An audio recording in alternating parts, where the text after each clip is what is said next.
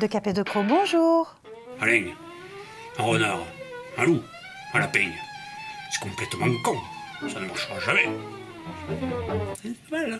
Alors voilà, quand j'ai commencé ma très longue carrière, mais je ne savais pas encore qu'elle allait durer, c'était vers 96, j'étais dans un comité de lecture où j'ai vu passer plein de BD. Et il y a deux types de BD qui m'ont donné envie de me lancer dans le scénario par la suite. Il y a eu les BD très mauvaises, et je me suis dit je dois être capable de faire mieux que ça. Et puis il y a eu les BD super qui me donnaient envie d'être à la hauteur de ça. Alors comment classer De Cap et de Croc là-dedans ? Bon, c'était plutôt la deuxième catégorie et je vous remercierai jamais assez de m'avoir donné la niaque et envie de me lancer dans un métier dont je pensais en voyant ces albums qu'il allait être passionnant. Voilà, merci les gars. D'un chat, un loup et un renard, messieurs, chapeau bas. J'ai un souvenir particulier, c'était à Bercy Village, on avait organisé un festival.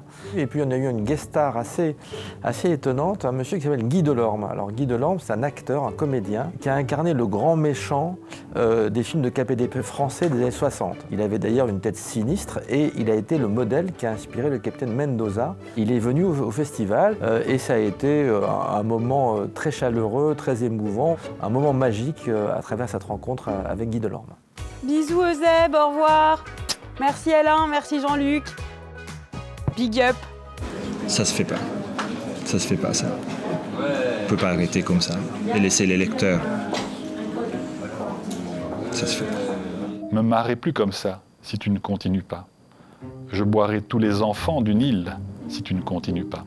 Alexandrin, Alexandrin, Alexandrin où l'humour danse avec ma vie. Aujourd'hui, j'ai de la fièvre et toi, tu ne m'entends pas. Ara, ah. Ra, ah. Bonjour, je m'appelle Mathieu Gabella. Je fais de la muscu, j'ai fait du Krav Maga. Et donc, la série, elle s'arrête pas, voilà. Puis c'est tout. Bon, ça, hein. C'est drôle, hein. Voici la maquette du numéro 1 de Cap et de Croc. Comme vous le voyez ici, il y a marqué logo original, sauf que le logo a disparu. En tout cas, voilà, j'ai fait ce logo il y a 21 ans et j'étais très heureux de participer à cette belle série, amicalement.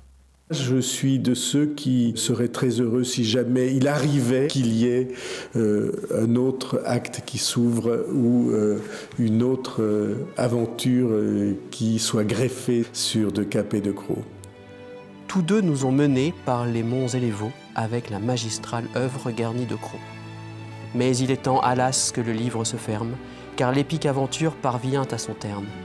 Mouchons les museaux et bouchons les candélabres, notre grande épopée va se botter de marbre.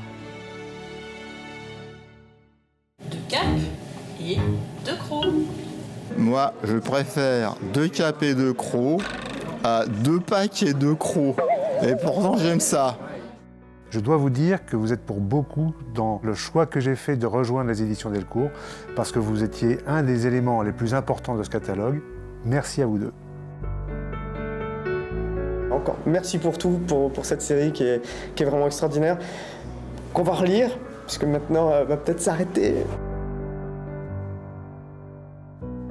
1995, 2016, 21 ans, comme un bon vieux single malt. À votre bonne santé.